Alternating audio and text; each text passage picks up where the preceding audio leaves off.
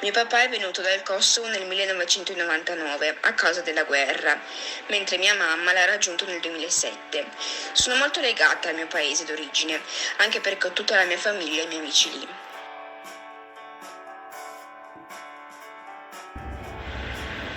Sì, in particolare amo Piazza Vittoria, dove ci passavo interi pomeriggi assieme ai parenti che venivano a trovarci qua in Italia.